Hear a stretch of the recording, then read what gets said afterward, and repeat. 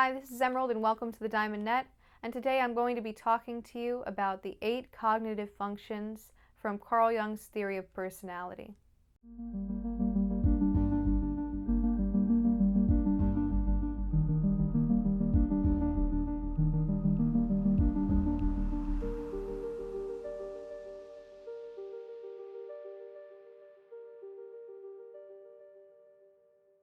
Alright, so in my previous video I talked about the Myers Briggs type indicator assessment, which basically organizes people into 16 different categories based on 4 different dichotomies. So a person is either introverted or extroverted, intuitive or sensing, thinking or feeling, or judging or perceiving. So a person has a ratio of each one of these traits, and depending on which one has more in the assessment, that's the letter that you get assigned. So for example, I'm an INFJ because I'm introverted, intuitive, feeling, and judging.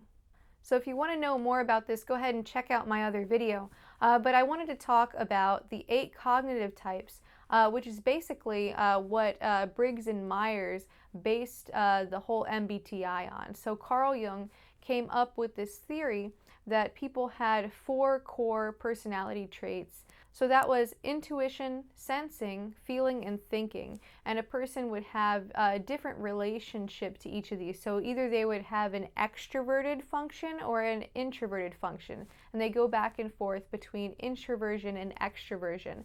So a person has 2 introverted traits and 2 extroverted traits.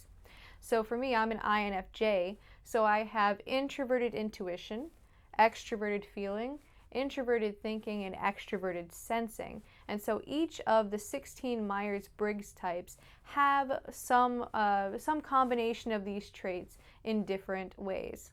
Now, based off of the MBTI, you might assume that somebody who has just one letter different from another type might have a very similar personality type. But actually this isn't true just because they have these cognitive functions underlying them. So for example, I'm an INFJ, but the INFP type is very, very different from me because they have a completely different set of cognitive functions, which I'll go over a little bit later in the video. But for now, let me go ahead and go over what the 8 cognitive functions are, and each and every single personality type has 4 of these 8 functions. So a person either has introverted intuition or extroverted intuition. And so what introverted intuition is where you have a lot of ideas and just like raw information coming up internally that you then go and harmonize and share with the world. Now, somebody who has extroverted intuition is somebody who interfaces with different things in the world that cause intuitions to come up in them. So they might see artwork and they might get some kind of intuitive information from that. And when I say intuition, I kind of relate it to like waves crashing on the ocean shore, where you just end up with all of this material, all of this this internal mental material that you just kind of know or have a sense for. All right, so the next cognitive function is sensing. And so a person either has introverted sensing or extroverted sensing. So a person who has introverted sensing has a really good memories for facts and observable things that happened in the environment. Whereas somebody who has extroverted sensing has a really keen idea of what's going on in the present moment in their present environment. So they look, they see, they're observing right now, and the memory function isn't used, as opposed to with introverted sensing, where they're actually looking inward at memories of past observable events. All right, next up comes the feeling function, and a person either has introverted feeling or extroverted feeling. Somebody who has introverted feeling is very, very authentic and will hold their emotions separate from any external environmental factors. So for example, if everybody else is feeling like they like things one way, that person's not going to let the rest of the people's opinions about what they should feel influence them. They're going to stay grounded in their own feelings. Whereas somebody with extroverted feeling tends to look outward and show feelings and emotions to other people, and are going to be looking for a way to create social cohesion within the group. All right, so the next cognitive function is thinking. So a person either has introverted thinking or extroverted thinking. So somebody who has introverted thinking is going to have a particular way of thinking about things that's internally determined, and then they're going to be trying to get as close to accurate an answer as possible based on the standards that they set internally. Somebody who has extroverted thinking is going to look outward at the facts and start to think in relation to concrete facts out in the world. All right, so in relation to the MBTI, these functions are organized in a particular way. Like you have one of these traits, depending on your type, that's going to be dominant, which is the one that's most prevalent in you and the one that comes most naturally to you. And then you're going to have the auxiliary function is the one that comes second most naturally to you, the one you rely on second most. And then the tertiary, which is the third most, and then the inferior, which is a very, very small percentage of what you use. So that is the one that you're probably going to have the most difficulty with.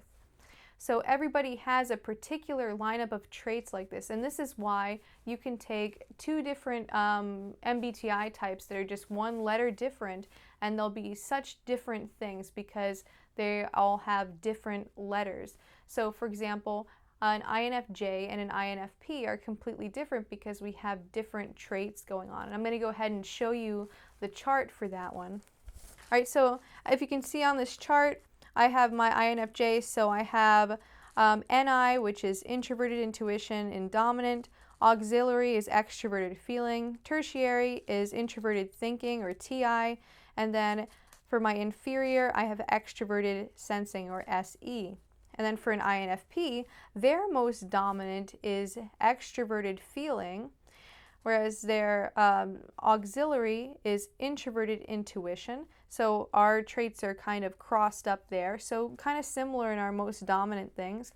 But then their tertiary trait is Introverted Sensing, which I don't even have on mine. I have Extroverted Sensing, and that's their tertiary, whereas Sensing is my inferior. Whereas thinking is their inferior, and that's extroverted thinking. All right, so each of the cognitive functions have an abbreviation for them as well. So this is good to keep in mind if you hear people talking about like NI, SE, anything like that. This is what that means. All right, so someone who has introverted intuition has NI. Someone who has extroverted intuition has NE. Somebody who has introverted sensing has SI. Whereas somebody who has extroverted sensing has SE. Somebody who has introverted thinking has TI, and somebody who has extroverted thinking has TE. Somebody who has introverted feeling has FI, and somebody who has extroverted feeling has FE. And so I'll go ahead and I'm going to show you all of the cognitive function diagrams for each type, and you can go ahead and pause it if you want to find your own, or just take a browse around.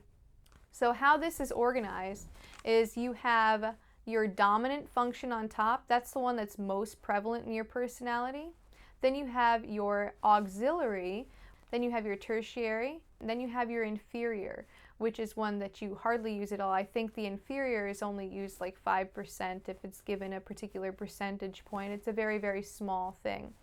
And I think ultimately because the MBTI is underpinned by Jung's theory on these cognitive types, it makes it a very, very complex test that allows for a lot of different combinations of different personality traits. So it can really tell you a lot about yourself in a very basic way. Although, as I said in my other video, if you've watched that one, or if not, that remember, a framework can never understand an entire person. This is just a way to make the human personality more understandable, but it isn't necessarily 100% or even 2% accurate, really, because a person is just absolutely undescribable in words. We're infinite people, really. But it is very helpful if you want to, let's say, figure out what your strengths and weaknesses are, or if you're looking into what life path or career path you should take. It's a very helpful assessment. All right, so that's all the cognitive functions, and that's all I have for you today. I hope that you enjoyed this video. If you did, go ahead, give it a big thumbs up and click the subscribe button below. You can also check out my blog on my website, thediamondnet.org, and there I just go into a little bit more depth with my personal journey, And it's for anybody who really enjoys things like psychology, spirituality, anything like self-betterment wise. It's really kind of a Heinz 57 channel. So if you enjoy that, you should check out my website. You should subscribe. Other than that, that's all I have for you. And until next time, keep becoming more you.